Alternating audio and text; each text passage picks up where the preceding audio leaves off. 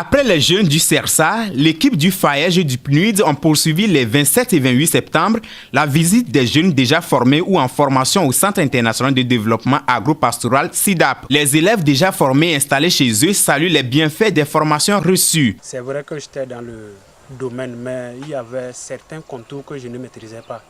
Et après la formation que j'ai reçue au niveau de SIDAP, j'ai dû réapprendre à mieux faire les choses pour mieux réussir. Au cours de la formation, moi j'ai appris comment produire pratiquement les choux, puisque moi je suis spécialiste en production de choux. Bien avant le financement et la formation, j'ai commencé avec l'élevage traditionnel et c'est toujours dans l'élevage de porc.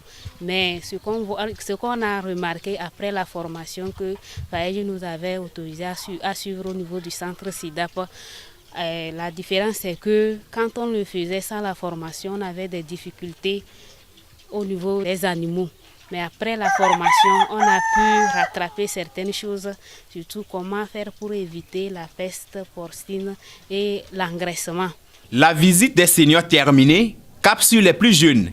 C'est ici au Centre international de développement agropastoral SIDAP que le savoir-faire se transmet aux apprenants. L'approche développée permet de joindre la pratique à la théorie de manière à permettre aux stagiaires d'être des entrepreneurs de référence. La formation nous a aidés à améliorer les techniques qu'on avait apprises. Et encore plus, comment faut-il faire pour éviter traditionnellement ce que les producteurs sont en difficulté. On a appris à faire l'ingestion. Or, avec les producteurs traditionnels, ils invitent les vétérinaires à venir faire les gestions. Ils dépensent dans ce secteur. Or, on nous a montré aussi quelques sources d'aliments qui puissent entrer dans leur nourriture. Dans le choix des animaux, quel type de sélection faut-il pour démarrer? Et maintenant, lorsque tu veux démarrer, faut-il faire, qu'est-ce que tu dois faire avant l'installation, le démarrage de l'élevage? Et lorsque tu démarres, quel traitement faut-il faire dès les premiers ou pendant une semaine? Nous avons appris comment travailler le sol. Avant de faire les semis, il faudrait qu'on fasse de labour. Après le labour, vous faites le bêchage. Et puis vous rendez le sol bien propre et vous délimitez. Et tout ça, là, au départ, on ne savait pas qu'on doit mesurer la distance entre les plants. Donc, c'est des choses que nous sommes venus apprendre. Je ne connaissais rien de la production animale. Je ne connaissais absolument pas grand-chose sur les types de sols. Leur apport, s'il en manquait, je n'avais rien de connaissance là-dessus. Mais ici, au SIDAP, j'ai appris à connaître les différents types de sols. Et en cas de manquement, qu'est-ce qu'il faut leur apporter pour que le sol récupère ses éléments nutritifs? De la même manière, pour la production animale, la basse-cour, on le faisait traditionnellement, mais ici, la basse-cour a amélioré les choses qui se sont passées. J'ai vu, on a mis les œufs dans la couveuse et les œufs sont éclors.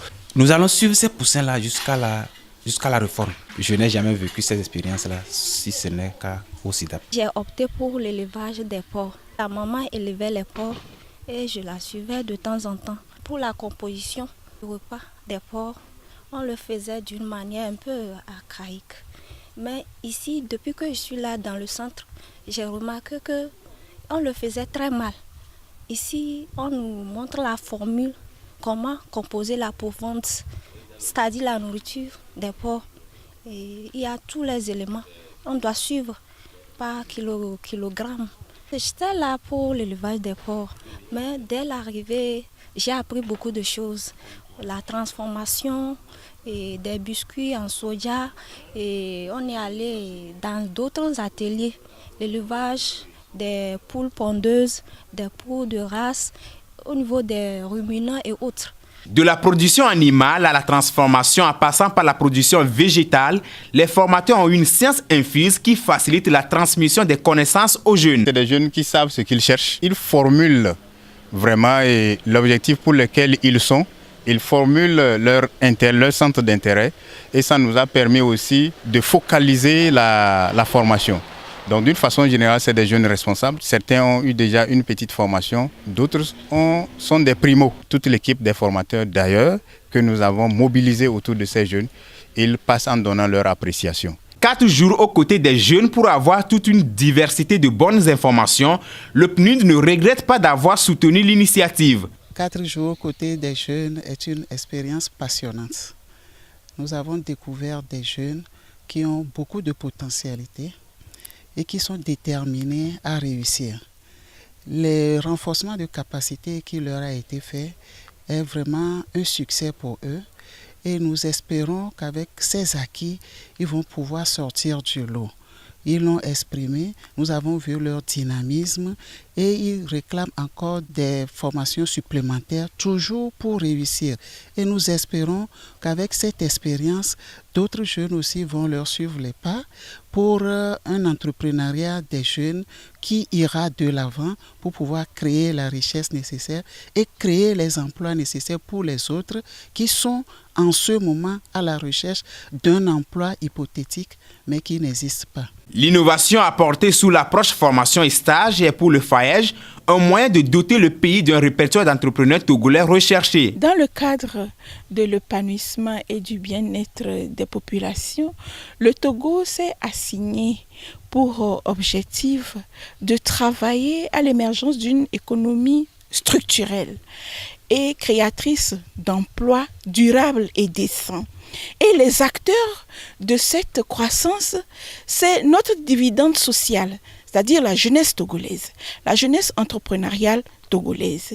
Et donc, la nécessité, c'est d'outiller cette jeunesse-là à avoir une formation qualifiante qui permet aux jeunes d'être opérationnels dans le secteur d'activité choisi. Pourquoi?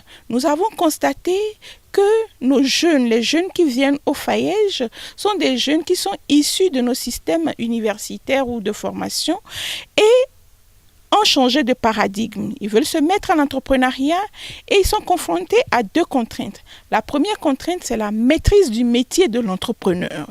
Et la seconde contrainte, c'est la maîtrise du secteur d'activité dans lequel le jeune s'inscrit.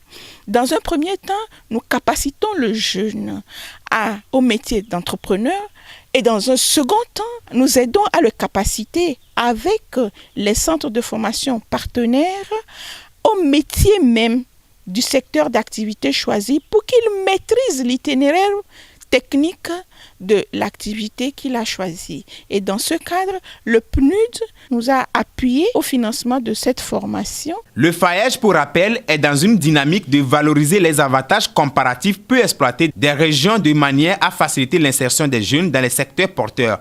Et la nouvelle approche développée avec le PNUD lui permettra sûrement d'atteindre cet objectif.